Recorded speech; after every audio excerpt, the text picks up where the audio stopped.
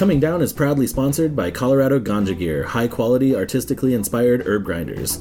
So let me tell you, these things are great. I actually own one. My favorite part is the perfect consistency you get after grinding. Some grinders just pulverize your herb into dust, but the razor-sharp teeth and smooth action on these always leave you with perfect, fluffy, evenly ground herb. The craftsmanship is top-notch, made from aircraft-grade aluminum to guarantee you won't get metal shavings mixed into your herb. But the best part, truly, is each grinder features original artwork created by Colorado artist Lori Beatty. She creates unique mandalas that are laser-etched into each magnetic lid. And each grinder comes in a silk bag and has free shipping. So just go to etsy.com/shop/Colorado Ganja Gear and enter the code Coming Down in all caps for $5 off, or go to the show notes for this episode and follow the link. Thanks and enjoy the episode. Hey everybody, welcome to Coming Down. This is Matthew, joined here by my co-host Nathan. Hello everyone. I just want to start off with an apology to all of our patrons. All of our patrons who weren't at the live show. Yes. Because we did not mean to create any super exclusive content. But... Yep. we did. But this was a one-time exclusive content. It's true, and at least there were people there to hear it. Yep. We have an episode that only people who are in the physical locality of the Firkin Tavern on the 21st of September 2019 heard. So it's true, and we had every intention of recording this episode and releasing it 100%. Just so y'all know, but it's a lost episode now. Yep. And if you were there, you got to hear a really fun time, and if you weren't, mad apologies. Yeah, we're sorry. That's on me. I'll take full credit for that. Technology gets the better of me occasionally, and so do nerves and hype and just like everything. Yeah, so fair. I mean, dude, we weren't choked up on our mics for at least the first 10 minutes. The sound quality was probably a little iffy, at first, but our sound guy was a real pro. He segued us right into properly using the equipment. Yeah. So apologies out of the way. I do want to thank everyone who was able to make it. I know a lot of people had conflicting things like work and travel and other things, and Area 51 raids to attend. So yeah, and kudos to you, heroes. Yeah. So everyone who did make it out, we really appreciate you. This was kind of a dry run, tester run for us to figure out what a live show even looks like, and honestly, it went pretty great, and we had a really good time. Loved it. And so we're definitely going to do it again. Absolutely. So look forward to that. I don't know. We'll figure it out, but we'll do it again. Yeah, we will find an excuse, I guarantee you. Yeah, absolutely. Absolutely. So thank you to everyone who did make it out. We had just the best of times. Thank you for the folks who threw the after party. Oh, yeah. Everyone who just supported us and came out and said all the nice things that they could say. So. Yeah. Thank you to the Firkin Tavern and our bartenders and the patrons who so courteously allowed us to hijack their Saturday afternoon. Yeah, totally. Yeah, to the three dudes at the end of the bar who weren't super thrilled. Look, dude, we took up 45 minutes of your time. You'll be all right. Exactly. Some of you guys couldn't hear Arrested Development for a minute, but for real, the show must go on. Yeah, I mean that show's superior anyway. So I get it. I get it. It's fair. All of this is fair. But yeah, thank you so much to everybody. We love you guys, and we had a great afternoon. Yep, absolutely. And so that brings us to the fanfare for this is our 52nd episode. Woo! So this is the official 1-year anniversary of this podcast. We've been doing this for an entire rotation. Yeah, for real. So everyone who's been with us this whole time, we appreciate you. Thank you to all the patrons who are chipping in and helping us keep the lights on. Seriously. Speaking of, thank you to Joshua who upped his patronage. Yeah, he did. Really dig it. At the ever classy $10.69. I know, right? Nice. It's a solid touch right there. Love it. It's a welcome addition in this house. Yeah, so we'll get you a shirt out soon. Thank you to everyone for making this last year just incredible.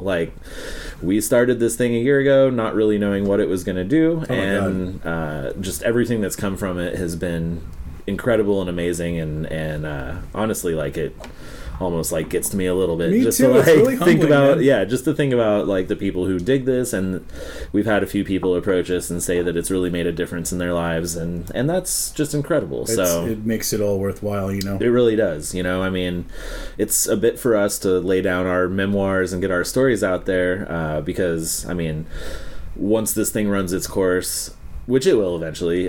Sure. But I'll have this forever. We'll get to sit back and listen to these episodes and Absolutely. just be like, holy shit, man, there's our lives, like, laid out. Well, another thing that I'm thinking of now, too, is that, like, you know, when this is no longer... When this is a phase that we've moved through, you know, we're going to look back and be like, oh, yeah, back in those crazy days when we were doing the podcast. Yeah, totally, right? Like, oh, shit, yeah. Yeah. So it's really cool that we just get to put this stamp on everything and kind of just like lay down our history, and then if it makes a difference in anyone's lives, then that's just everything. 100%. So thank you all so much for listening. So this episode, this is a classic here. This is actually one that some people have been clamoring for, and I hope I remembered all of it. Yeah, and this is wild because you had only brought it up kind of as an aside, but I'd never heard the whole thing before, so this one blew my mind a little bit. Yeah, I mean, you know, it's a little traumatic. It's not like something I bring up a whole lot, but definitely something that was life-altering and informed who I was today to a large degree. You know, for real. And like, given the time that it happened too, it really probably changed some courses for you. 100%. So, it's pretty wild. I mean, some doors were closed, others were opened, and you know, one of those was behind my pineal gland. So, hell yeah.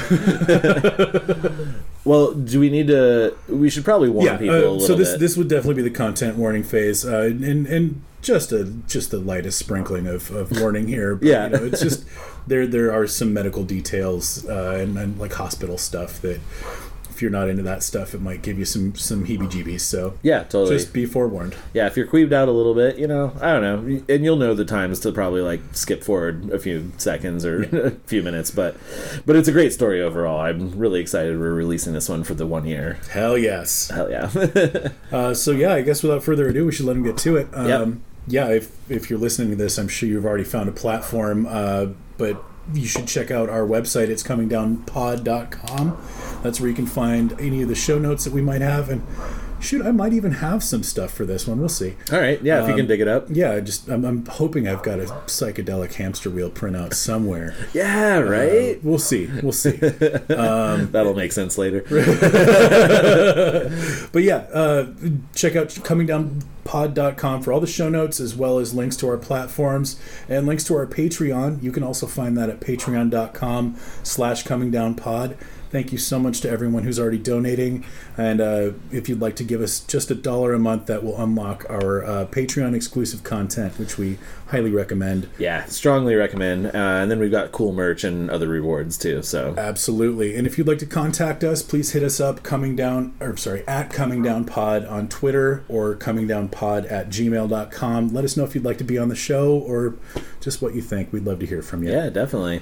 Did I miss anything? No, I think that's it, man. All right, let's go. Yeah.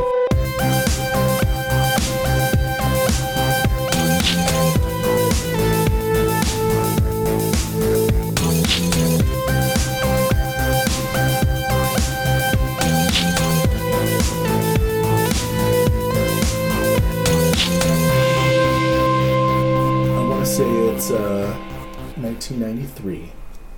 Oh, nice. So you're a kid. Yeah, so I'm 14. All right. It's my sophomore year.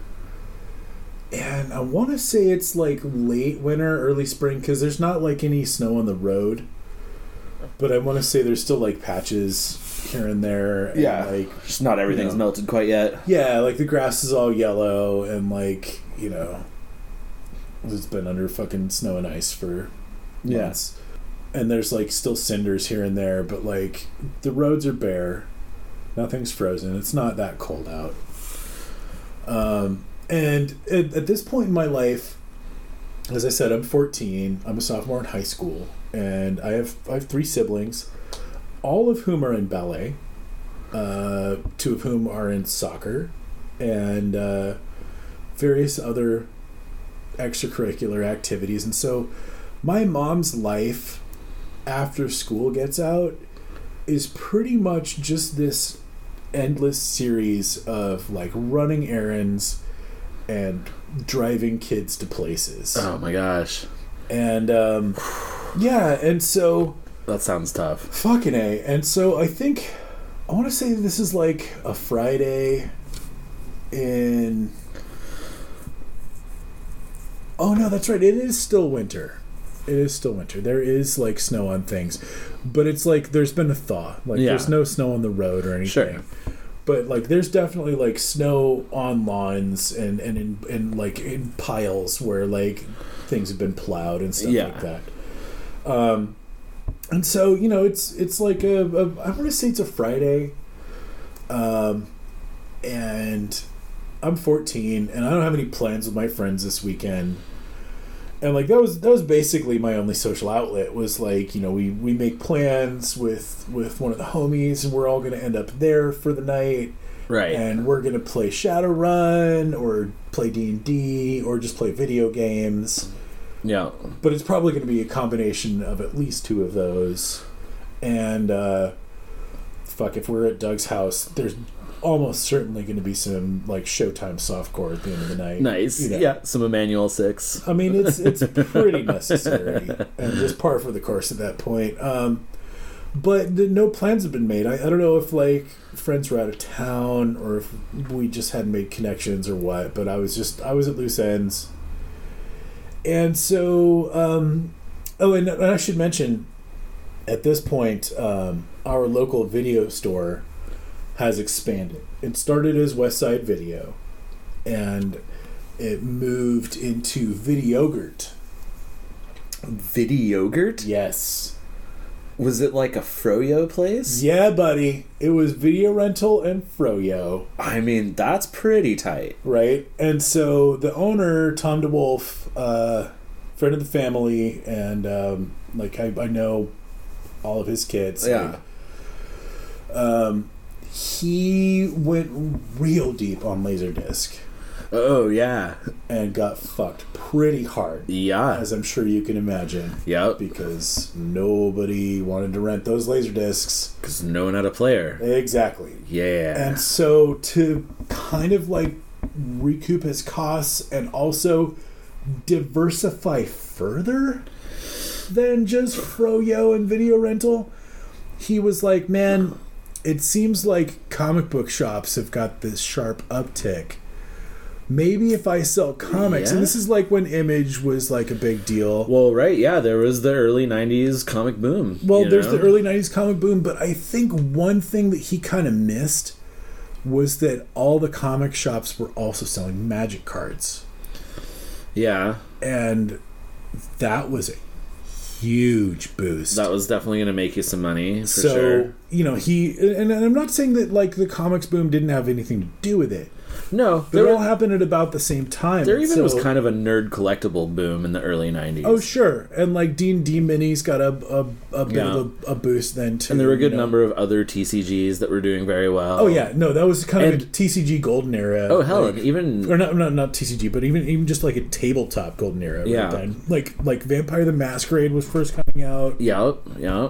Shadowrun was like really hitting its stride. Well, and then there were all the trading cards too. There were the tons of trading cards. Right. There was comic book trading cards. There was even like D&D was doing some cards, like just for spells and shit. Like everything, like, even popular movies. I remember having like Terminator 2 trading cards. All right, so yeah, there's definitely I had like Desert Storm trading cards. Oh yeah, that was absolutely a thing. Yeah. Fucking that was literally a thing. That was a real thing. I had nearly Storm the whole and set. Norman was kind of a big deal. Yeah, and Schwarzkopf. Oh, fuck.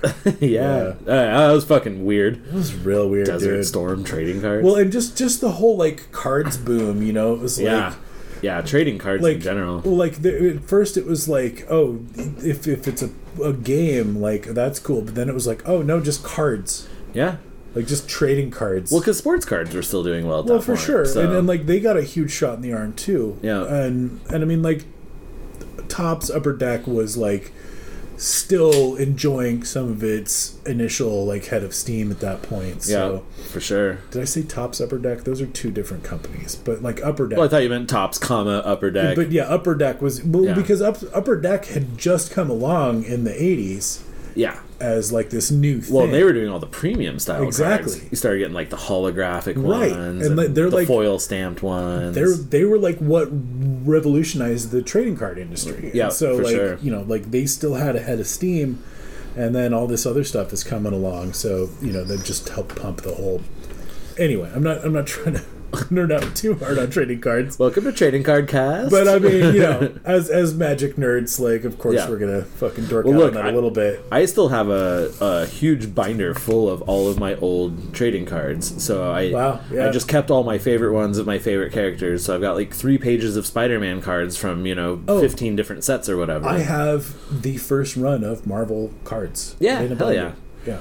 Were they the ones that... Oh, no, I remember those ones, because there was the second run that all made big... Well, the second run was actually way cooler. Once you put them all in a 9-sheet, they made big panoramas. Exactly. Yeah.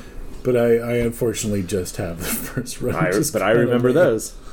Anyway, so, Tom DeWolf got this store, video rentals, Laserdisc rentals. Froyo. And why not throw comics in the mix, right? All right. And so, it's a Friday night. I'm a sophomore in high school. I don't have any plans with my friends. And so I'm like, Mom, can I rent a movie tonight? And she's like, sure, whatever. And I'm like, cool. Can you give me a ride to the video store? Dude, I have to pick up your sister from ballet. And the list goes on. Right. And I'm just like... Yeah, but I mean, you're headed to Newport Market. Can't you just drop me off? Ugh. Fine. And so,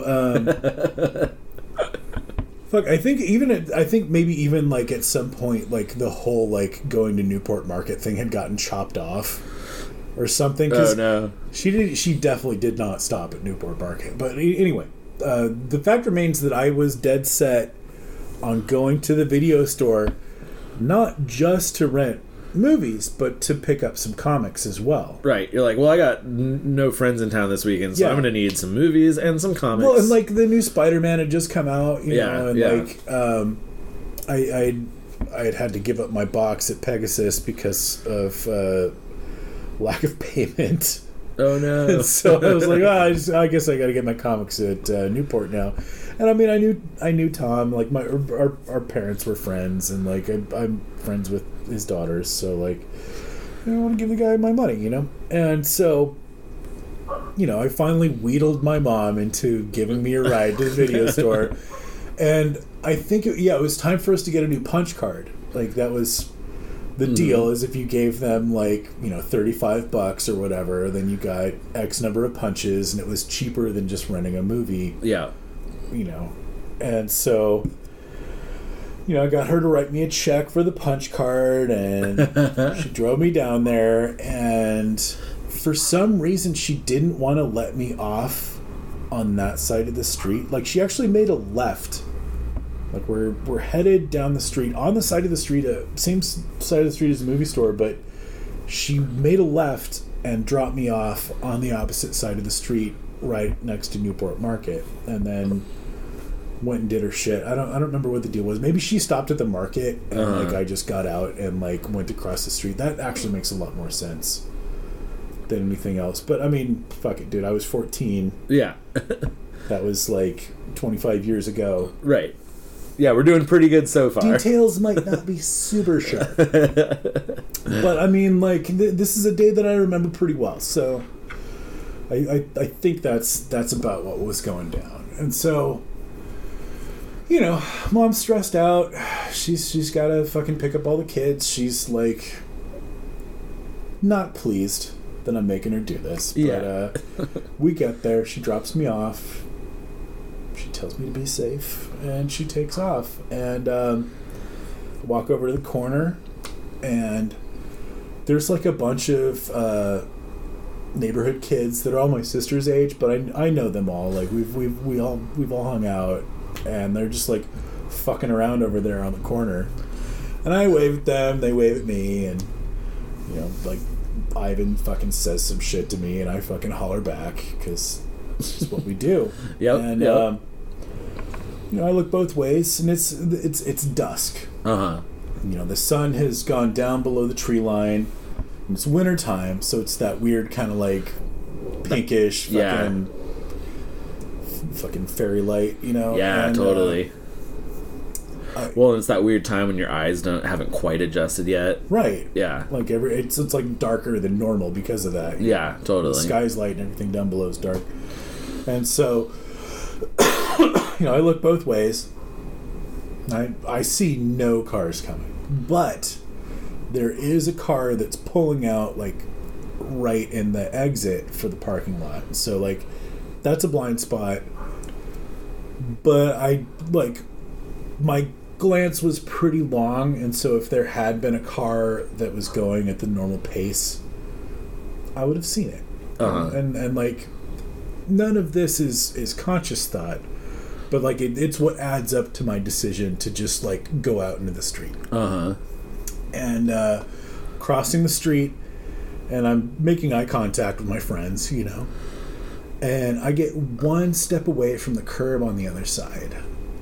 And I get this weird feeling. And I look down just as I'm about to step forward, and there's a headlight right next to my leg. Oh. And that's the last thing that I remember. Oh, what? And, like, looking back, there's maybe some dim, fleeting memories of, like, being airborne. Oh, no. But the next thing that I remember is laying in the street, and like, this is a very, very dim memory. Uh-huh. But it's just kind of like being in the street on my back and hearing someone shouting, "It's okay, I'm a nurse.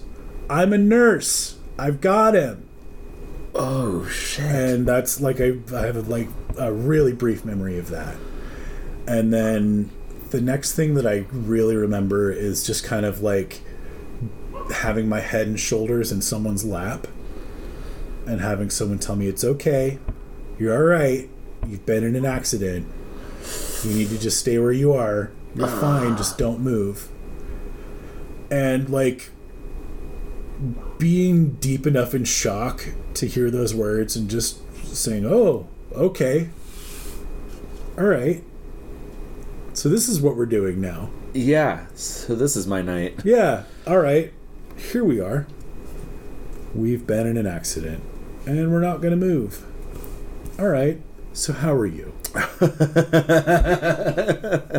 Shock is an amazing thing. It really is, right? It's fucking trippy, you know? Yeah, you come up with some absurd stuff in your mind. Right? And like the adrenaline and like endorphins and all of the other body drugs are just like readily available, just kind of on tap, you know? Like that shit is like singing in your veins. Just mixing a cocktail. Just I mean, like if we could hort that up our fucking nostrils on a Saturday, we would never do any other drugs ever again, because that shit is mwah. Anyway, so, you know, I'm laying there in some stranger's lap, and she's like, you know, telling me that I'm okay. And I'm like, that's cool. All right. And I don't, you know, like, my memories are a little spotty, but I remember being very glib. Uh-huh. And just being like, "So, how are you doing?" You know? Like, "Well, I was just walking to the video store, and I saw you get hit by a car, and so I just wanted to make sure that you're okay. And the ambulance is on the way, and like paramedics are going to be here soon." You know, like this whole thing. Okay, so you're starting to piece together. It's like, all right, yeah, I got hit by a car and shit. But I'm like a fucking talk show host. I'm just like conversational. I am just like, I'm fucking, I'm in the zone. You know what I'm saying? Like I've hit my fucking stride, and like. So, like, people, like, the folks that I know are, like, wondering, like, "Are you okay? Oh, my God." I'm like, "Oh, stop crying. I'm fine." You know? Like, it's okay. Paramedics are on the way. Like, I'm going to the hospital. I've been told everything's fine. Yeah. exactly. And I'm just like, I'm lit up, you know. I'm just like, I'm But you didn't try and move or anything? Man of the hour. No. You obeyed the rules? Absolutely. That's hilarious. I just like was just like there. I'm like, okay, this is what we're doing now. Like, I want to make everything better. And like, you know, somebody called my parents, and like they show up, and like I have never seen my father so fucking devastated. Like, he was just fucking destroyed. Like, just like, are you okay? Like, oh my god. And like, you know, like holding my hand really fucking tight. And I'm just like, dude, it's cool. Like, I'm not even in pain. Look at me. Like, I'm just hanging out here. Like, I'm just laying here. It's like, it's fine. Like, I've been here for a while. Like, because that's the thing. It's like, you know, my mom was out like running errands and like, fucking, you know, I don't know exactly. Like, I think my dad has actually told me about the call, but I don't remember what he took, because he told me there at the curbside about, like, the call that he got and how worried he was, and like they came rushing down, and I was like, dude, it's fine. Like, and I was like cracking jokes and shit, you know, just like making fun of the whole situation. Yeah. And like, it was actually unnerving people. Like, they were weirded out. It's like, he's over here like putting on a fucking one-man comedy show, and he is fucked. Like, wow, I mean, like, is he okay? You know, like, is he really okay? Right. Did he hit his head? Yeah. I absolutely hit my head. But we'll get to that. So, you know, after a little bit of the Matthew fucking comedy hour, you know, the paramedics finally get there. And, you know, they're like, are you like, how much pain? Like, they give me the pain scale and shit. Are you still just laying there? Yeah. You haven't tried to get up or move or anything? I've literally just been laying with my head and shoulders in this stranger's lap. Like, she hasn't moved. Yeah. She's just been laying there with me. Like, she was the one who was like, I'm a nurse. You know? And like, she's been laying there with me. She's been sitting there with me laying down the whole fucking time. You know, and like, I could tell that my parents were a little weirded out that like I was just in this woman's lap. Yeah. But like, I was doing fine, and I was like being glib and carrying on this whole fucking comedy show, you know? So they're like, this is weird, but like, whatever. It seems like the situation is well in hand. At least enough. And so then the paramedics show up, and that was actually like the first jolt, because someone put a blanket over me. I don't know if it was the woman who came running up, or if it was like afterward. Like, I was kind of in and out for that part of time, and they pulled the blanket off, and my left foot was about an inch from my left shoulder. What? And the sole of my shoe was about parallel with it. No. And you've been like this the whole time? Yeah. Fuck. I couldn't even feel it. Fuck. Oh, dude. Okay. Your leg shouldn't do that. No. I mean, even your best contortionist has issues getting into that position. Nope. And I'm just laying here, you know, like, chill as can be with this blanket on. Had you not looked over? This is the key, is that no one had let me look at what was going on. Like, they'd put the blanket over me, and they were like, just lie still. Yeah. I did. Yeah. And it was a good thing that I did. Right, because you would have freaked, right? I can't say necessarily what I would have done, but it wouldn't have been as good. It would have been pretty bad. Well, but then you did see it. So then what did you do? Well, okay, so I saw my foot, and I was like, whoa, that's crazy. I don't think it's supposed to do that. And paramedic was like, no, you've broken your femur. And he explained that when you break your femur, when it's just one break, especially in the middle like mine, the two halves separate. They're no longer in line, and they slide next to each other because your quadriceps are constantly pulling between your knee and your hip. I know what a femur is, but for the listener who might not know. So it's the upper bone in your leg. Okay. It's the hardest bone in your body to break. Yeah, okay. It's the strongest bone in your body. That's crazy. And it was struck. So I was actually struck on my right side, and this is my left femur that I broke. Whoa. The car impacted me on my right side. Uh-huh. But I broke my left femur. Whoa. And no one actually understands why. Did it just, like, throw your knee into your femur or something? It's possible that just the compression... Yeah. Like, the force just transmitted through the meat of my right thigh into my left thigh. Like, because... Or if you it braced? seems like she was actually going... No, there was no bracing. Yeah, no, there wasn't, huh? And I pretty much just noodled out on the hood of her car. Whoa. According to the folks whose opinions that I trust who saw it. And we'll get to what actually happened. Okay, yeah, sure. But yeah, so I, like, my left foot right up next to my shoulder. Fuck. And they kind of, like, gingerly take my foot and straighten out my leg and pull it down to where it should be. But my upper leg is half as long as it should be, because the two halves of bone have scooted up next to each other because of the muscle contractions.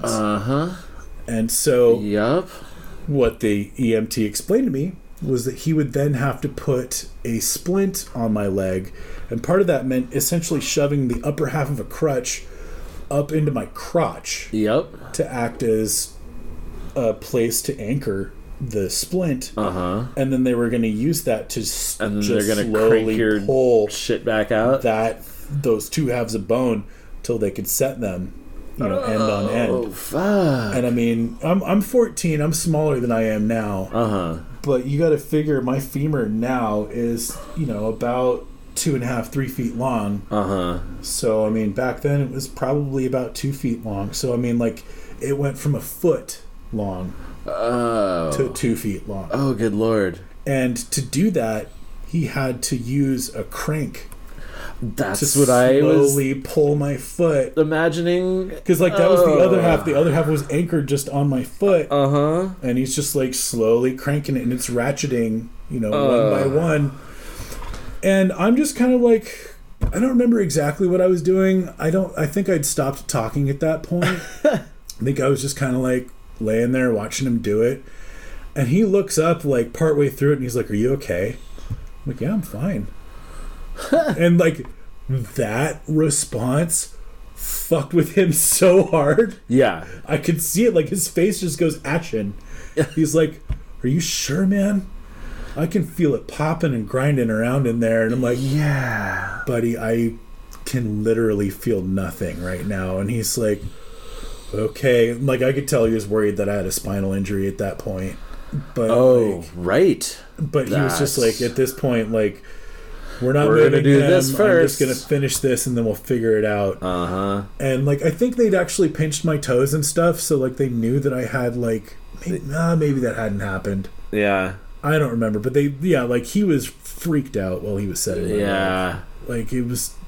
Like, this isn't how people normally react. I think part of it was just that I was a kid too, and so I'm just like so calm and like weirdly glib about the whole thing. Like, that must have been some fucking weird, like, oh my god, right? Like, I don't know if I seemed like I was possessed or what, but like, Jesus, dude. Well, just anything out of the ordinary, and you're already working a not ordinary job, but you have a certain level of expectations, right? You would at least expect someone to be registering pain on their face, whereas I'm just like, "No, I'm fine. Go ahead, man. You're good." It's just like, man. Oh, Jesus. You know the weird thing about crossing the street? Sometimes you get hit by a car. Who can know? Oh, my God. Yeah, so, I mean, like, that guy had a weird fucking night. Yeah. And so he finally gets my leg set. They get me into the ambulance. And I don't remember too much about the ambulance ride. I think my mom was with me. But we finally get to the hospital. And, there's the usual, like, scrum, like, trying to get everything figured out. But, like, I was on the fast track just because, like, I showed up in an ambulance and it was kind of an emergency. I don't think there was too much going on that night. But, yeah. Finally, they get everything figured out. And the surgeon, Dr. Slukowski, comes back and he talks to me. And he's like, You're still feeling fine? You're not in pain yet? Nope. That is insane, man. You must have got the fattest dose. Body's fucking crazy, dude. Yeah. And so, he's like, I know you're feeling okay now, but, like, we want to give you some pain meds so that, like, when you... Yeah, because this is going to kick in any second. Yeah, man. Yeah. And so, he's like, I just want to make sure that you know what's going on before we give you the pain meds and blah, blah, blah. And he's like, we're going to do surgery. It's a new surgery that was perfected a couple of years ago. We're going to, like, go in through your hip, and we're going to put a steel rod down through your bone that's going to keep those two halves of bone together. That way you won't need traction, and you probably won't have a very long hospital stay. And I was like, that sounds amazing. You're like, great. Yep. Fucking bionic boy, let's do it. Like, at this point, you could have told me that you were going to give me a horse leg, and I wouldn't care. Like, fuck it. Yeah. I'm having a great time. And so then they gave me whatever they gave me. I honestly, to this day, don't know what it was. I imagine it was Dilaudid. But, like, everyone started laughing pretty shortly after they gave it to me. And I was like, what's going on, guys? What's so funny? And they're like, you're hilarious. And I'm like, I don't know why I'm so funny.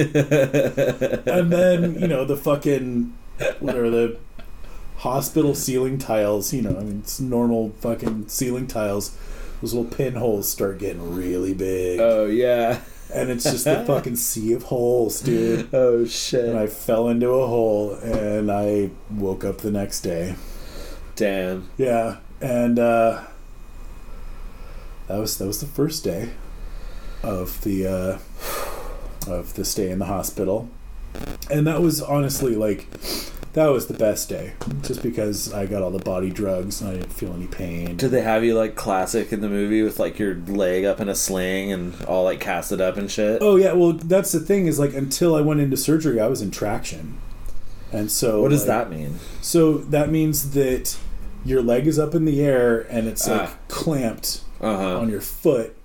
And then the rest of you is on a bed and that's clamped so that there is tension between your foot and your hip that's keeping your leg where it needs to be. And that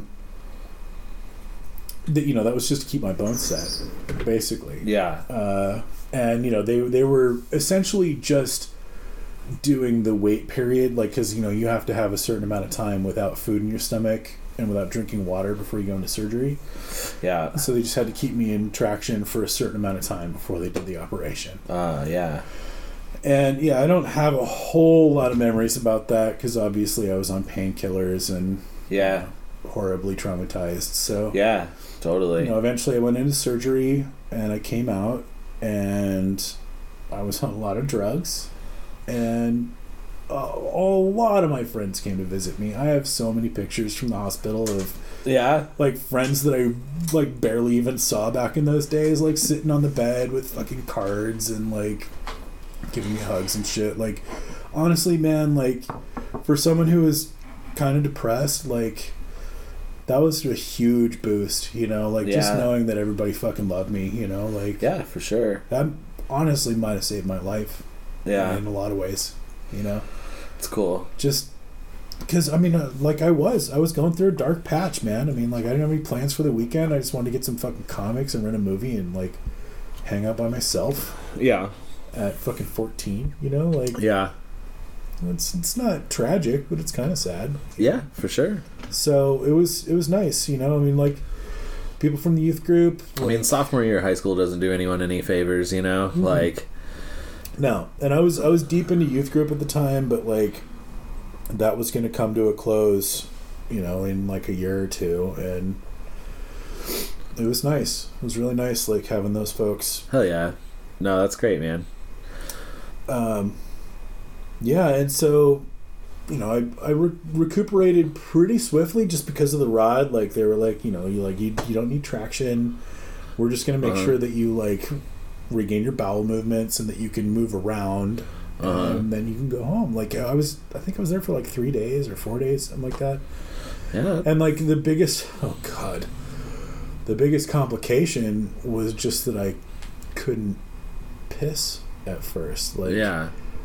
They did the surgery, and like, I don't remember how long it was, but you know, it was long enough.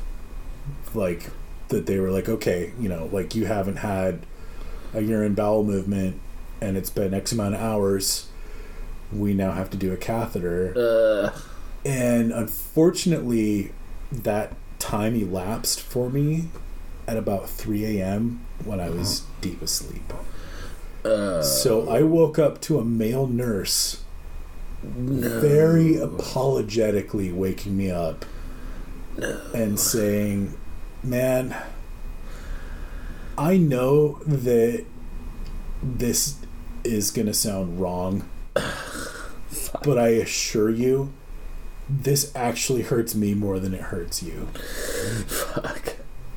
And about halfway through the thing, I was like, God damn it, this must be fucking killing you right now, because this fucking hurts! Yeah. Like, oh my God. Jesus, dude. Dude, I don't care who you are, like, unless you get off on having things shoved up your pee hole, like, that fucking sucks. Let alone being woken up out of, like, your first deep sleep outside of surgery. Outside of drugs, too. Yeah. Well, yeah. I mean, I was on some drugs. Yeah, you're like, probably still a little doped. Oh, no, I mean, I was absolutely on Percocet still. Yeah. But, like, still, man. Like, and, like, I see him rubbing alcohol on it, and and I'm like, oh. And he looks at me, he's like, oh, I'm sorry. Because the alcohol fucking burns, let alone, like, a big plastic thing, you know. Anyway, I'm not going to get too into the gory details. Yeah. Oh, it's the worst. But yeah, so the upshot is that they were absolutely right. Like, my bladder was going to burst. Like, he had to change bags on the fucking thing. I had so much piss in me. Like, Damn. Yeah, and so once that happened, I was able to pee, and they were a little worried that I wasn't gonna have a BM, but like the next morning I got up and they were like, all right, we want you to like try walking around in these crutches. Oh, that's the other thing. In fact, I should now like, I actually missed the point when I should mention what actually happened. So what happened is the car hit me on my right side about mid-thigh, flipped me up onto the hood, and my elbow smashed her windshield out right in front of her face. Fuck. And it's unclear exactly how I flipped over the car at that point, but I definitely went up into the air, and at some point my feet were higher than my head. Like, did kind of a cartwheel in the air. Oh, Lord. And some people think that I broke my femur when I came down on the curb. And others think that it was the force carried through my leg from the bumper of the car. But either way, like, either the car spun me so fast that I snapped my femur when I hit the ground, or it just jammed like all the way through both legs. Damn. And broke the other femur somehow. But did you break anything else? Yeah, I fractured my elbow. Yeah, okay. And so when I tried to get on the crutches, I've got my right arm in a cast. Fuck. And my left leg is broken. So yeah. I mean, it's kind of like a small grace there that it was on either side, because it was on both sides, or if it was all on one side, it would have sucked a little more. Yeah, because then you can't balance out your kind of distribution. Right, so like my good arm is on the left, which is where I need the good arm, because my left leg is fucked. Yeah, you know, and then my right leg can support my weight, which is the side that has the cast. So I mean, like it kind of worked out there. But dude, my fucking right arm is in a cast, and I've got to use crutches. So I just had this weird platform with a handle on one side, and I've got to kind of like try to put the weight on my forearm, because if I put it on my elbow, that's where the fracture is. Like, I don't know. It was fucked. Jeez, man. Yeah, and so so I like eventually I get up out of bed and I walk around on these shitty crutches, and I'm like, this fucking sucks. But here I am in my hospital robe, wearing my Doc Martens, and I feel like that's pretty badass. So like, maybe there's a way out of this. And, you know, eventually they're like, all right, you know, if you feel like you're capable of, like, getting around your house with this setup, we're okay with you going home. Like, we're going to give you all this Percocet, and, you know, eventually you should get onto ibuprofen. Yeah. And, like, What was their ETA for you to be like back up and mobile? Fuck, man, I can't remember. It was months. Yeah. You know, like it was going to take months for the bone to set. Yeah. But during that time, I was going to have the rod to keep it all in place. Yeah. And so as long as I didn't tweak my leg too much, it should be fine. So were you in a was your leg in a cast? No. No. Wow.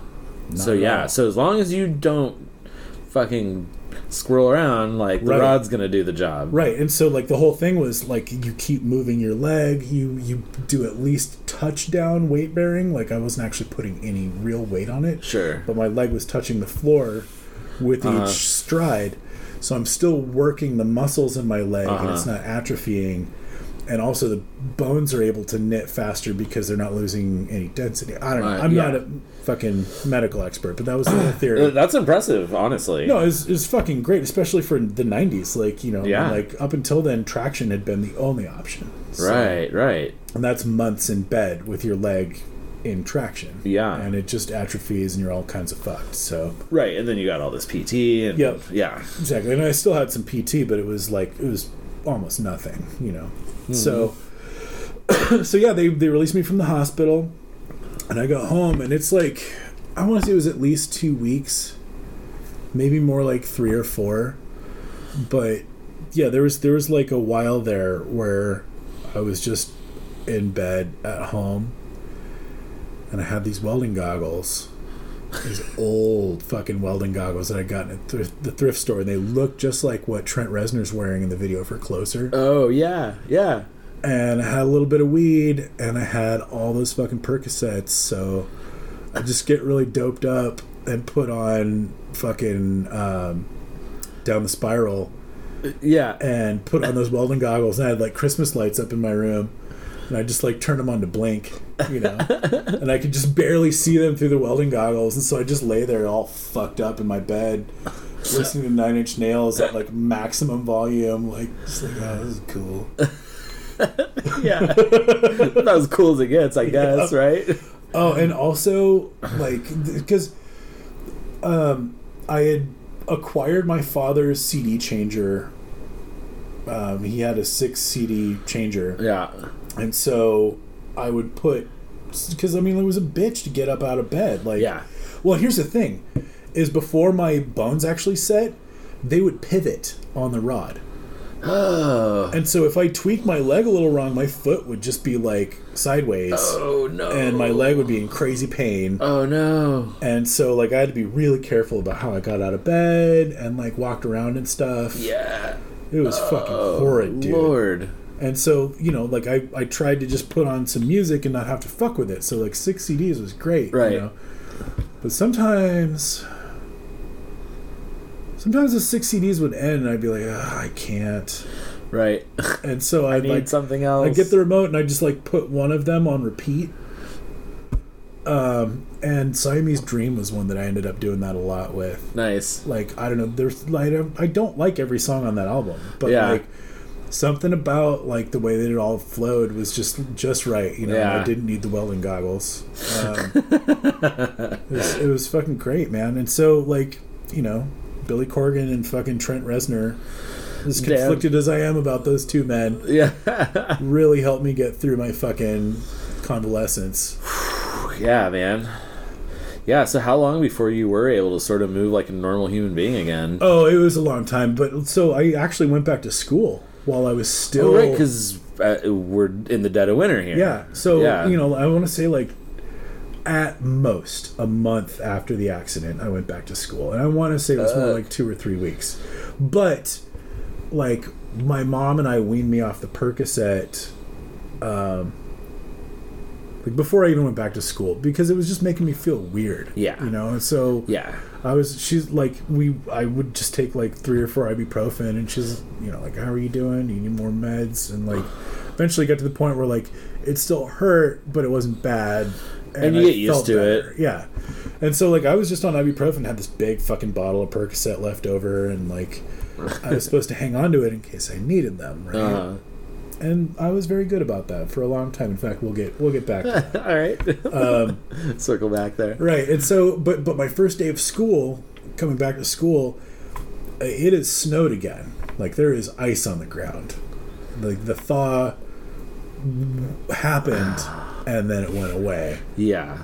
As thaws will do in the high desert. Right.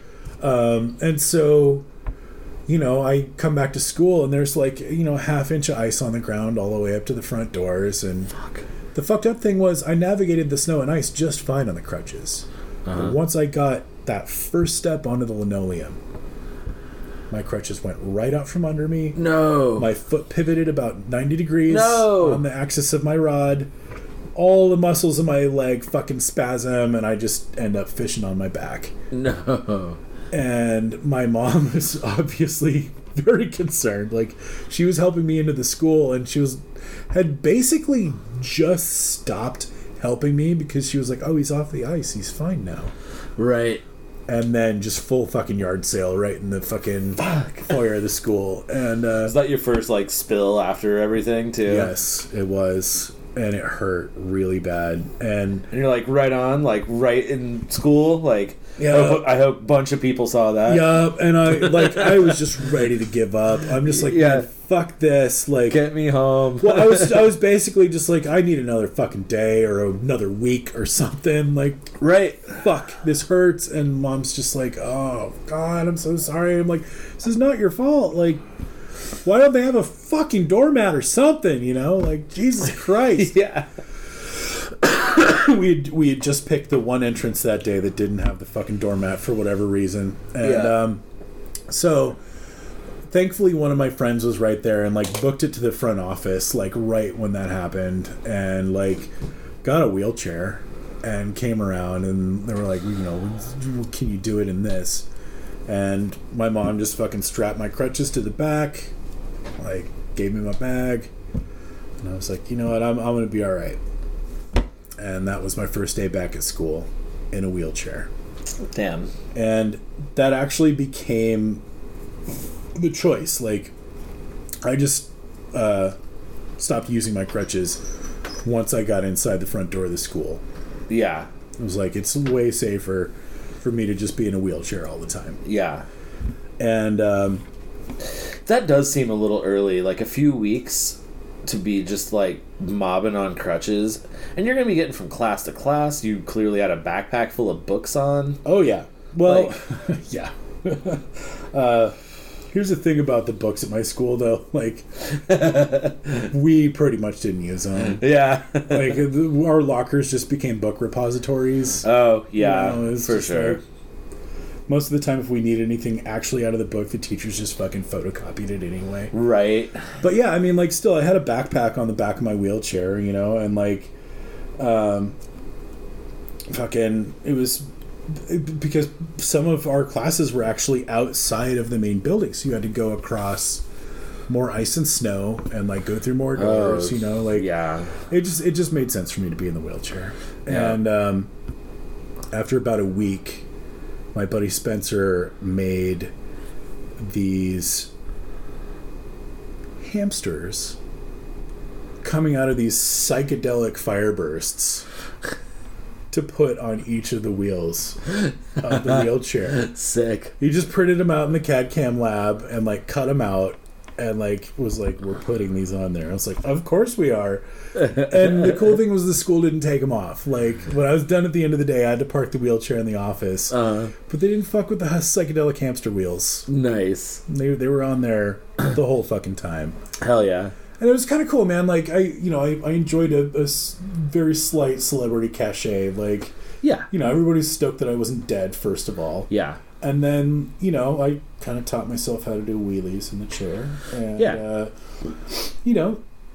sometimes a lady wanted a ride.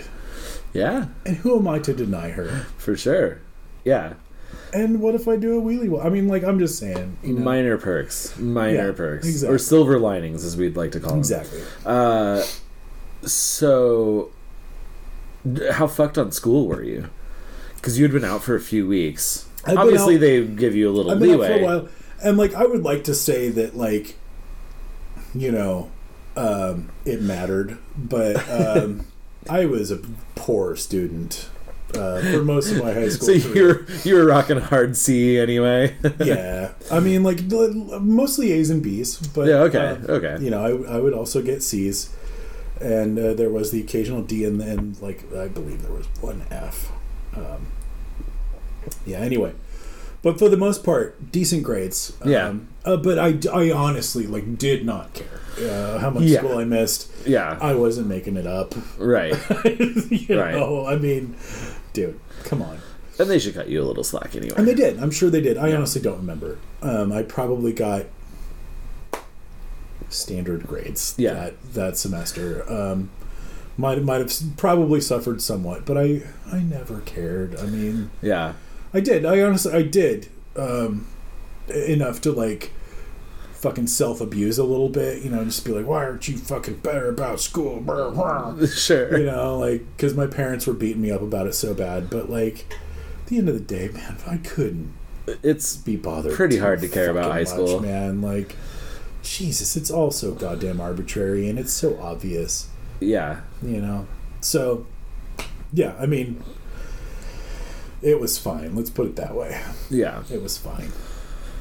But there's definitely some time lost. And, you know, in the meantime, I'd been an avid skier, and so had all my friends. That was right when snowboarding was hitting its peak. And so that was the winter. So you missed that whole season. Everybody got on board.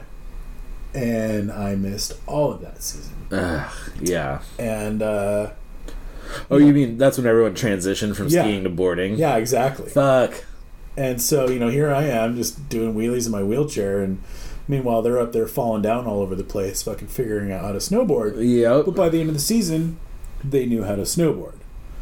And, you know, winter fades into spring, and eventually, like, my bone has knit enough that I don't need to be on crutches anymore. It's not spinning loose on that rod anymore. Right. Jesus. And I think, yeah, that's right. At some point, my doctor had mentioned that my cast was going to be coming off. And what he had actually said was, we're going to do an x-ray, and if it looks okay, your cast is definitely coming off on this day. Wait, on your arm? Yeah. Okay, yeah. You know, my elbow had been right, because the arm's still casted, the leg wasn't. And it was just a fracture. It wasn't like like a complete break. It was just a crack that went through my, what is that, the tibia? I don't know. Sure. Some arm bone that is part of your elbow. But the point is, I thought that my cast would be coming off on a certain day, and I had gotten so fucking sick of it that, like, I was just ready. And then I had, like, and that was the other thing, is, like, showers were such a pain in the ass. Oh, yeah. That I almost always was taking baths at this point. Yeah. Like, it was absolutely. Just so much easier to just put my arm in a bag, my cast in a bag, and then just wash the rest of me, you know? But on this one occasion, I had done something, like, I think I dipped the end of the cast with my hand in it, and, like, into the water sufficiently that it was like, oh, wow, that's really wet. Yeah. Not only is that going to smell later, but I'm concerned that, like, I might actually get a little bit of rot from how wet that got. Oh, yeah. And I'm like, okay, we got like a week here. Oh, no. Do I let my arm rot? No. You gotta get it out of there. And I was just like, yeah, fuck it, we're submerging this fucker. And I unwrapped my whole cast by myself in the bathtub that night. Whoa, really? And it wasn't ready. Like, my arm still felt weird. Oh, no. And, like, if I locked my elbow completely, it felt wrong. And I'm just like, oh, shit. I'm like, it's cool. We're just never going to straighten our arm. It's going to be fine. Right. And so... I'll just keep it in that position as if there were a cast there. And my arm felt weird and shitty all week. Like, especially if I straightened it out all the way. It was just like, oh, that is not right. Fuck. And so I get into the doctor, and he's like, well, I see you're missing something. And I'm like, yeah, you know, I got it wet, and you said that it was coming off, so I figured it was cool. And he's like, oh, I said it was coming off, did I? And I'm like, yeah, like, you said it was going to come off today. And he's like, yeah, what I said was, we'll see if your arm's ready for your cast to come off today. Right. And I'm like, cool. is it ready? And he's like, I guess. And I'm like, well, whoa. How do you know? And he's like, well, you took your cast off, so it must be ready. I'm like, damn it. Fuck. He's like, no, we're going to do some x-rays. God. Yeah, you're like, I don't need your guff, doc. Exactly. But he, you know, I mean, justifiably wanted to fuck with me a little bit. Yeah. So, yeah, we did the x-rays, and he's like, yeah, I mean, I'm not going to put another cast on it. And I'm just like, fuck. What? And he's like, no, it's fine. It's fine. You're fine. Okay. I'm like, all right. He's like, yeah, I mean, it's close enough. I mean, if he said it like you just said it, that is not reassuring at all. Again, my doctor has a sense of humor. All right. And wanted to fuck with my teenage sense of invincibility. Okay. Like, it was within margins. Sure. You know. Okay. And I don't think that he would have made me keep it on longer. Yeah. He probably would have cut it off that day. But because also, like, that would have meant another doctor's visit, et cetera, et cetera. Yeah. You know, like, it was a little weak, but fuck it, dude. Yeah. So, yeah, it was fine. I mean, like, my arm is definitely fine. But you shouldn't take your cast off in the bathtub. Yeah. It's a bad idea. Yeah. It's also really fucking time-consuming and a pain in the ass. Yeah, I bet. It's like, that's crazy. Yeah, they'll just cut it off for you. It takes about a minute. Right. Instead of this fucking hour-long fucking... Wait, how did he wrap it here? Oh, shit, I gotta... Oh, my God. Like, it was Gordian knot, you know? I'm just like, man, fuck all this noise. Why did I get this thing wet? Damn it! Yeah, seriously. Because you get the colored cast off, and then there's the whole fucking not colored cast underneath it. And yep. That might not even be all one piece, you know? Right. Oh, man. That's crazy, dude. Mm-hmm. Well, so, yeah. Good thing that turned out okay. Right? Oh, God. So, yeah, and then I was on a cane for a while, which was actually kind of rad. Yeah? I honestly miss my cane. Yeah. Do you still have it? I gave it to my sister. Yeah. Sarah had some issues with her knee, and I was staying with the folks, and I was like, shit, you're about as tall as I was when I was 14, aren't you? And she's like, probably. And I'm like, what do you think about this? She was like, oh, hell yes. Yeah. So Sarah rocked my cane for quite a while. Dope. Yep. And I mean, I'm just more than welcome to keep using it if she needs it. Hopefully I never will. Seriously. But yeah, after that it was just kind of a fun summer. It was between my sophomore and junior year, and were you able to get out and be running around a little bit? Yeah, but I always had this other thing hanging over my head, which was this surgery that I was going to have in a year, because when they put a steel rod down the middle of your femur, they have to take it out. Oh. And at first I was like, fuck that. I want to be bionic. Like, I got a steel leg. Yeah. This is rad. Why do they have to take it out? It should be stronger now, right? Right, yeah. Reinforce that, mother. Well, if I were involved in the same accident again with a steel rod in my leg... Oh. The steel bends. Yeah. And how do you set a bone with a bent metal rod in the middle? How do you get a bent metal rod out of someone's leg? Not gracefully. Yeah, I mean, like, steel cutting comes to mind. Let alone, like, an even worse accident. Yeah. Like oh, dude, that could get so gnarly. Exactly. But there are people out there with permanent steel rods. There are people with screws and plates. Okay. Nobody has a permanent steel rod unless your bone is just pudding. Yeah. Like... Yeah. I mean, like... Where, like, it's better to just run that risk then. Like, I think at that point you just have a steel leg, but I don't know that anybody has that either. Like, I don't know. But, yeah, they were adamant that I had to have it removed. And... Yeah. Makes sense. You bring it up like that, it makes sense. Well, and that's all that they had to say. It was just like, think about what happens if you have that same injury. And I was like, oh, no. We're not doing that. Like, yeah, exactly. Yeah. So, my bone, apart from the core, had knit completely. They did x-rays. It looked good. So that following December, I went back in. They reopened my hip. Drilled a hole in my bone, pulled the rod out, And then I was back on crutches for a while, and then back on the cane. Yeah. Fuck, I want to say I had a redux of the fucking wheelchair. I wouldn't be surprised. I mean, that's pretty invasive. Yeah, because like they weren't about to let me back in the school on crutches again. So yeah. So it was like a very brief wheelchair tour. Yeah. And then the cane for another 6 months or whatever. Fucking hell. So like all total, you were on assistance for like a year? Yeah. Well, and that's the other thing too, is that like that's 2 ski seasons that I was out for. Yeah. And so not only did my buddies have time to learn snowboarding, they had time to get good at doing tricks. Yeah. And so by the time I was back, like I had just learned how to do tricks on skis. Yeah. And so we were pretty much at the same level, except I was on skis and they were on snowboards. And I was like, I get up to the mountain about half a dozen times a year. Right. I am not going to invest in new equipment and falling on my ass until I figure this shit out. Yeah. I'm just going to ski where you guys snowboard. And it actually worked out pretty good because they didn't have poles. So if we got stuck in the flats, I could pass someone a pole or both my poles. Yeah. Well, I just skated because I've got both feet free. Yep. And then they're both just fucking paddling on fucking poles, you know? Yeah. And the shitty thing was that I forgot how to use poles because I was just watching these guys snowboard and started doing everything with my legs and my feet, which is just murder at the end of the day. Yeah, totally. But I got really good at skiing that way, and could actually pull off some decent tricks.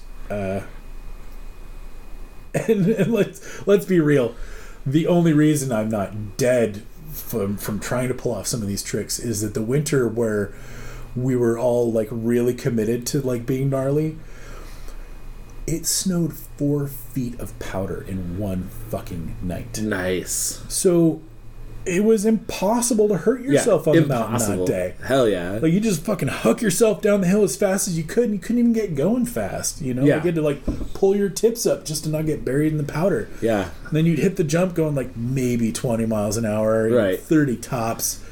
Fucking, I don't know, try to like grab a ski and like throw your hand in the air, maybe like rotate a little bit, and then you're just on your head in like 4 feet of powder and you don't care. Yeah, totally. Fucking miss that shit. Quick aside, because I don't know when I'll ever tell this story, but one night, I was probably about 13, 12 or 13, I had a friend over, and it was like a big blizzard night, but yeah, it was like a sleepover situation, had him over. Yeah, and it just dumped, and kind of like right at dusk, just started dumping, and by 9-10 o'clock, I mean, we had 3 feet of snow everywhere, and so we went out and we were like playing around in it, and we basically shoveled a shit ton of snow just out in the road in our neighborhood, out, and built a giant ramp out of snow. Hell yeah. And then shoveled out a big dry path, and like a good 100-foot lead up or whatever, right? And then just busted out my BMX, and it was the same thing. It was just like we would just haul balls, like fly off this little like snow ramp we made, and the first few it didn't work because the snow wasn't packed enough, right? We'd actually just dig her into the snow, kind of fall over. It's like, all right, no, we need to like pack it down some more and keep like building this up. Eventually we built this pretty decent like 3-foot ramp, and just get hauling balls, and we just fly off that ramp, hit the snow, slide instantly because we had no traction, eat shit, and then just like no problems at all though because we're in like 3 feet of snow. Exactly. It was amazing. That was like one of my favorite nights of my life ever, because fucking glorious. And we just did that for hours. Oh yeah, you did. Yeah. It was great. Such good shit, man. Yeah, totally. That's where the snow is the best. Yeah, that's what I miss about just snow. Like fuck around in it, do anything because you can't get hurt, and it's just so much fun. Like the landscape is a pile of fucking goose down. Yeah, you know? Totally. No harm, no foul. Yep, totally. Yeah. So I mean, that winter was cool. That winter was not cool because I just got back on the cane and like fucking got through it, and then that was the winter of my junior year. So then I got grounded all fucking summer. That's right. Which I suppose that one will be out by the time we air this one. But that's right, yeah. But what's funny about that is, like, right before summer, like, I'm walking through the halls with my buddy Sean, and he goes to open a door for me. And I walk through, and we're walking down the hall, and he's, like, lost in thought. And I just kind of look at him, and he's like, why do I open every door for you? And I'm like, whoa, that's weird. You do. Like, every time we get to a doorway, you get ahead of me and you open it. Like, why do I do that? Why is that subconscious? It's because it's so long. And, like, we figured it out. It's like, it's because I was on crutches and a cane for so long. Yeah. Like, that was just our pattern, you know? But, like... That's so funny. Right? You know? After a while, you just got this man opening 2 years doors. later, you know? He's just like, why do I open every door? Because I am your master. Right? Then you gotta start giving him shit, man. You just, like, walk up to a building and be like, you gonna get that or what? I gotta just stand here all day? Right. But yeah, so, like, this whole time, like, my mom has been insisting that the woman who was like, it's okay, I'm a nurse, I've got him, like, that woman was an angel, and that she doesn't actually exist. She claims that no one at this... I mean, like, maybe that's metaphorical, but, like, you know, sure. she claims that no one at the site actually knew who she was. Like, she was just a rando. Like, nobody from the neighborhood knows her. And, you know, she's always wanted to thank her for being there that night. And because she couldn't track her down, despite all of her attempts, she was like, well, maybe she's just an angel. And, sure. Yeah. Love you, Mom. It's like... you know, years later, you know, I got grounded for the whole summer, like, got through my senior year, and I've been taking this class at Bend High, which is the other high school. Like, I go to Mountain View. Also, as an aside, Bend High has the best high school mascot of any high school anywhere ever. The Lava Bears. Yes. Lava Bears. That is actually the best. The story behind it is garbage, so I'm not going to tell that. But, I mean, just when you think of lava bears, you think of bears made of lava, right? I sure do. Absolutely. Yeah. And that's where we're going to leave it. Great. Lava I don't bears. want to imagine it as anything else. Exactly. So I just want to throw that out there. I mean, or maybe a bear that spits lava. Dude, I don't care. Mean, as long as it's not the real story, cool. It's the best thing ever. Cool. So, and like, I tell this to people from Bend, and they're like, oh, but and I'm like, fuck the real story, no. dude. Zip, zip, zip. That's not what it is. Yeah, like, Loading Ready Run somehow, like, in the news sphere, like, came up with lava bears, and they're like, fucking bears made of lava? Fuck! And I'm like, no, you guys don't understand. We've had lava bears forever. So anyway, fucking go lava bears. Fuck yeah. Yes, and I never even went to that school. So I was taking... Well, okay, I did. You took a class there? Yeah, okay. I took a video productions class out there. Interesting. And in fact, this class totally fucking spun my parents' head around. And, like, as an aside, this class totally fucking spun my parents' head around because up until this point, as I may have mentioned before, I was allergic to homework and, like, was getting B's and C's because I just couldn't fucking do it. But here I am in this video productions class, and I'm asking them to take me to a school that I don't go to and leave me there after hours, sometimes until well after dark. I didn't even have a bathroom to use. I had to wedge the fucking door because it was in an old auto shop. Damn. Or no, it was a fucking lawnmower shop. Anyway, I had to wedge the fucking door and go piss by the dumpsters. Damn. I won't even get into what I figured out I had to do if I wasn't pissed, but only happened a couple times. Anyway, it's completely sanitary and no one suffered. But yeah, so they were shocked. They're just like, Jesus Christ, this kid hates fucking school, but he's willing to spend like 8 fucking hours after school. Yeah. by him, what is going on? And turns out I was just obsessed with computer graphics and like, and fucking wipes and like, yeah. Dude, I just got really deep on video editing, man. Like, hell yeah. That rabbit hole goes down as far as you want. And like, we had this program or this equipment called the video toaster, which had very primitive 3D graphics, and like, that's all you had to say was you get to use computer graphics, and make videos. And I was just like, all in. We're gonna make this bust of Beethoven do shit that you've never seen before. That's awesome. Yeah. So anyway, I'm going to this fucking school for one class only, and I'm just like walking the halls and bump into this lady, and she's like, "Hey, how are you doing?"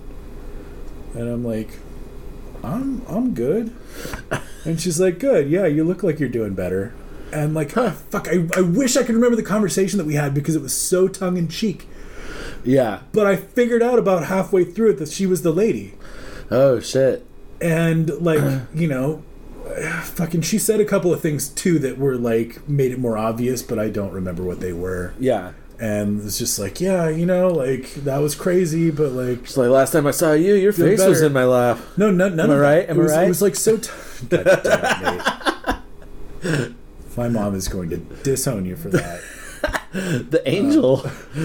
You don't speak about angels in that way. But I'm sorry, Matt's mom. I don't mean to poke fun. I'm just an asshole. But yeah, I mean, it was really cool. I mean, like, I honestly wish I had engaged a little more instead of like being fucking coy, because like I was way too cool for school back then. But yeah.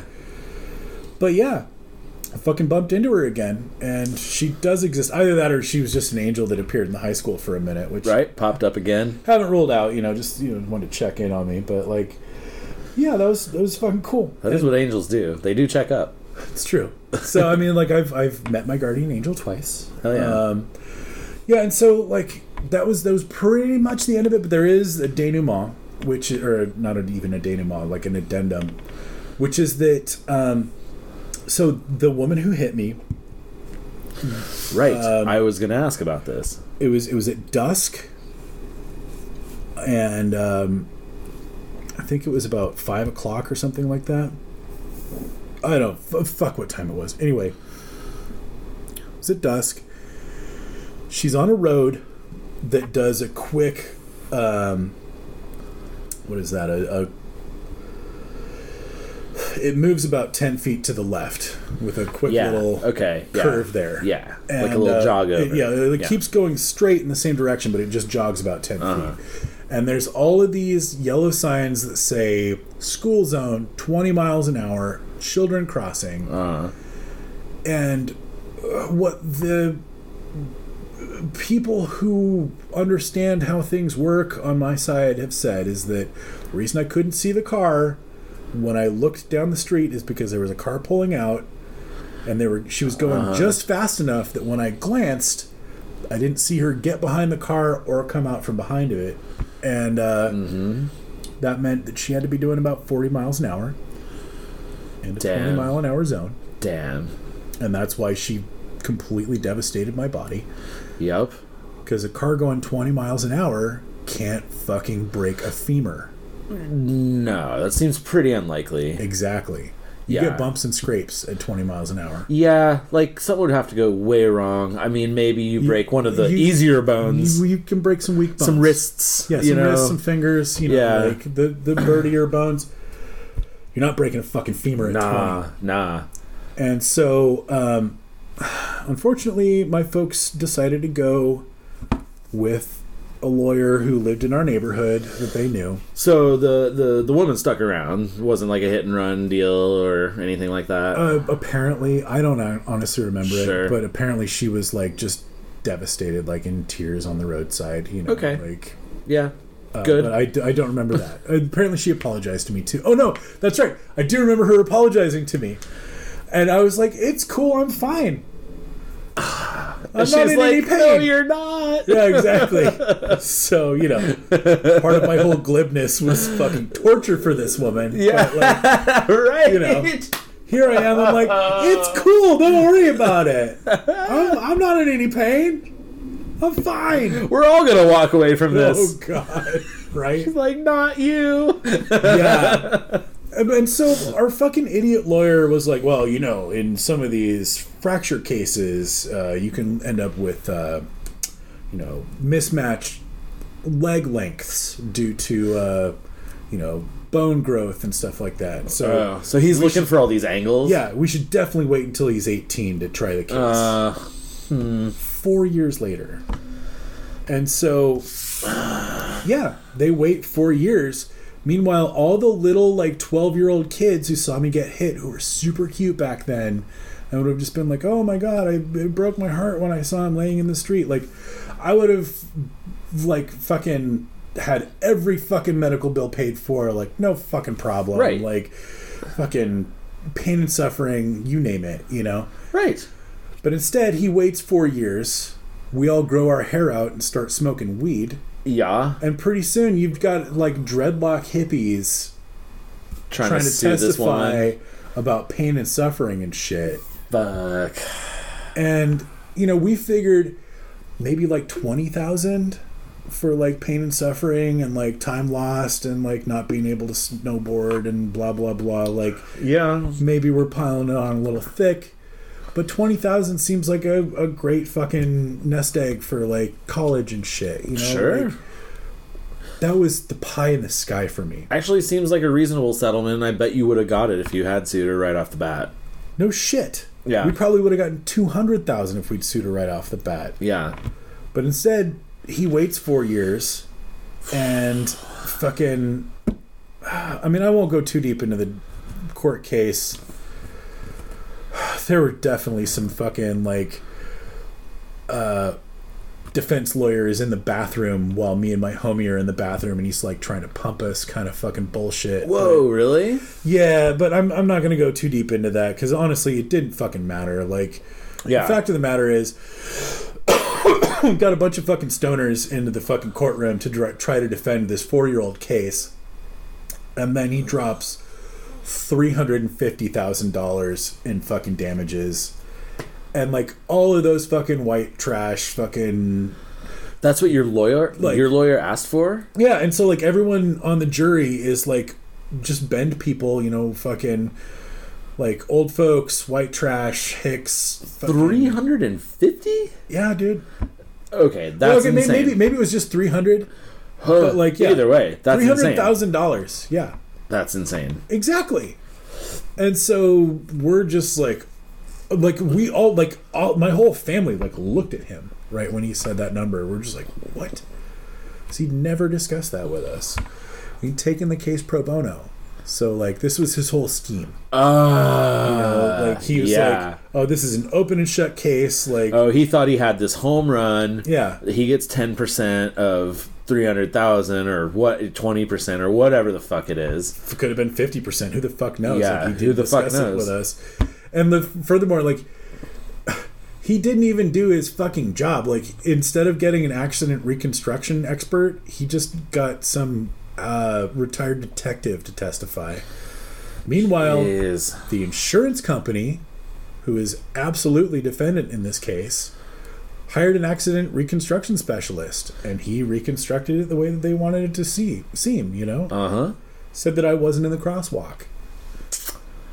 Damn. Yeah, and so the jury decided it was 51% my fault, which meant that... No! Yeah, which meant that my insurance took care of my medical bills, and that was the end of the day. No! So you got zero settlement. Mm-hmm. For someone who was speeding 20 over and nailed your ass. And may have even been, mildly intoxicated. Oh, my God. Yep, because she was going through a divorce at the time. Oh. And that's the thing, my lawyer didn't even fucking... None of that. Your lawyer didn't even fucking be a lawyer. He used my steel rod as evidence, and then I asked for it back, and they were like, oh, I'm pretty sure that's been destroyed. What? Yeah. So you didn't even get your rod back? Nope, I do not own the steel rod that was in my leg for a year that I cherished. Fuck you, Max Merrill. Yeah. Fucking hope you burn in hell. Dude. Yeah. What the fuck? That's a bit extreme. I don't believe in hell, and I don't think that anyone should burn there. But, right, so it's a loose threat. Yeah. But, yeah. I hope that you feel bad. Fuck you, Max. Yeah, I hope that you just are, like, working at a Dairy Queen now, because you certainly shouldn't be a fucking lawyer. Oh, yeah. Well, and here's the thing. I hope you're fucking sawing it at a fucking Max was already Cinnabon. Max was already miserable, so, like, I'm sure that, he's been punished for these sins and more, but, like, God fucking damn it. Yeah. Like, it's hard to imagine phoning it in more than that. And for just so blinded by the idea that you're gonna get this awesome settlement, naked avarice, right? Yeah. Just clearly I'm gonna make a bundle off of this poor kid's pain, like.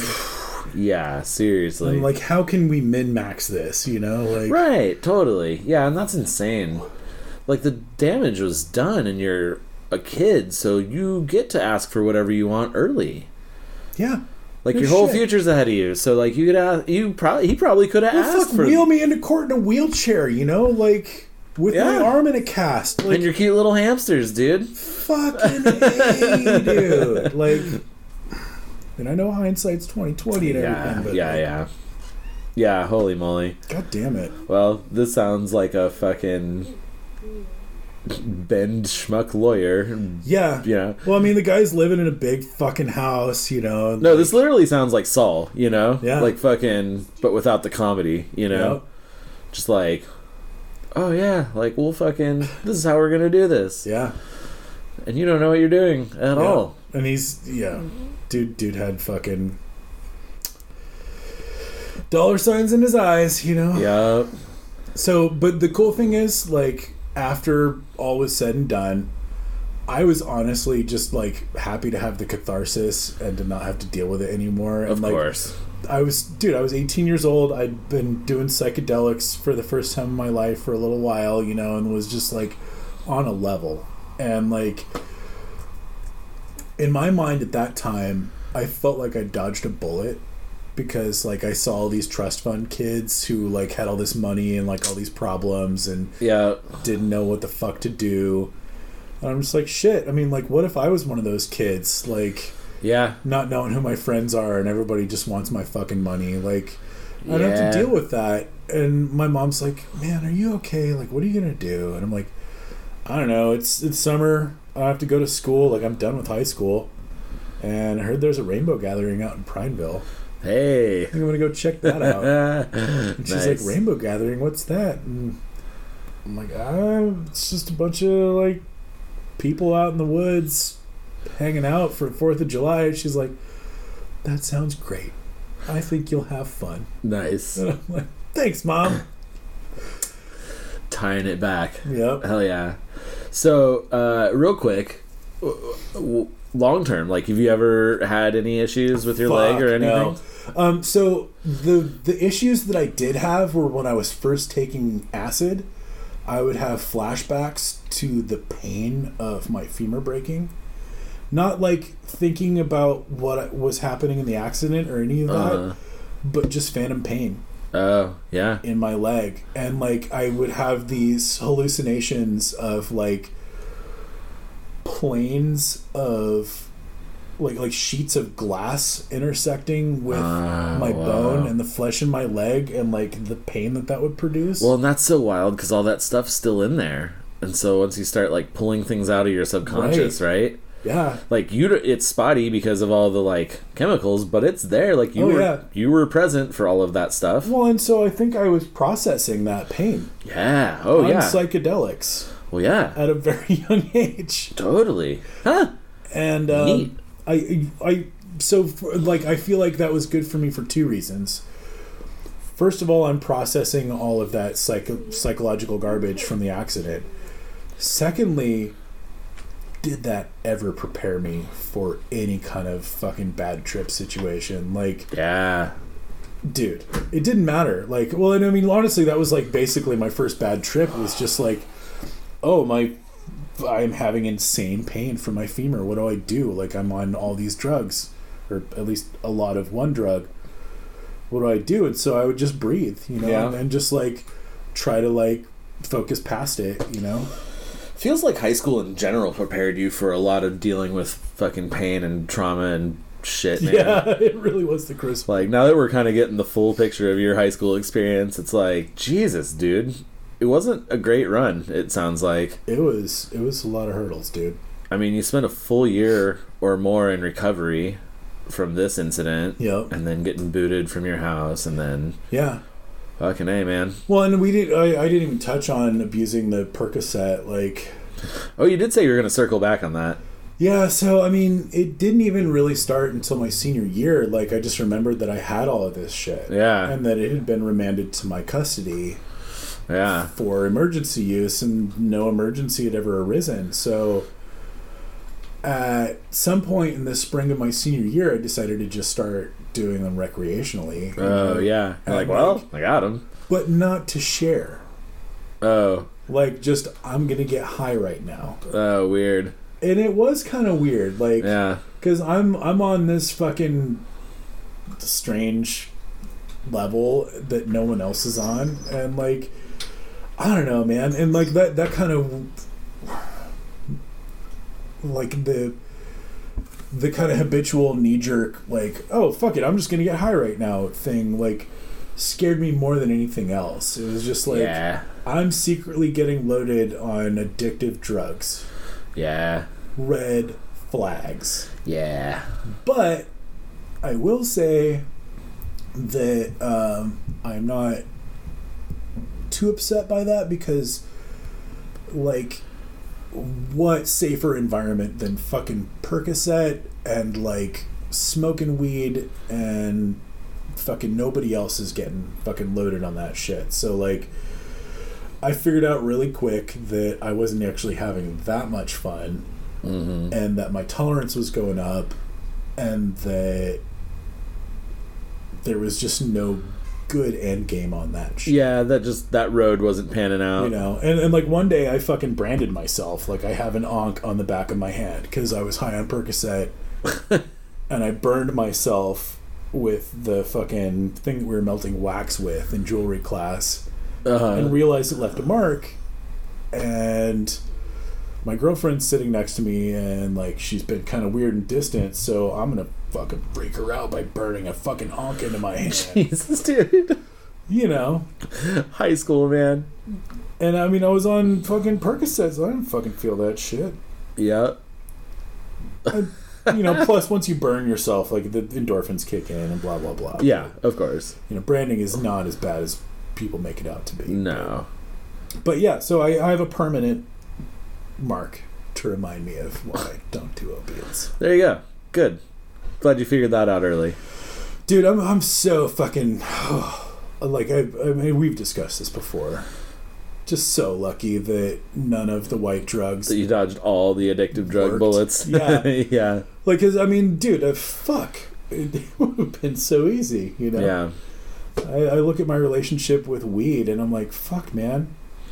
If anything had worked like weed and also been terribly addictive, I'd be banging weed smack, you know? Dude, right?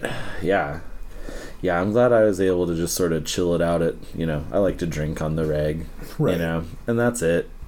All the harder stuff didn't grab me enough, so. Fucking, let's clink on that one. Yeah, dude. Cheers to that, for sure, man. Hell yeah. We're both better people, and so alive because of it. Hell yeah.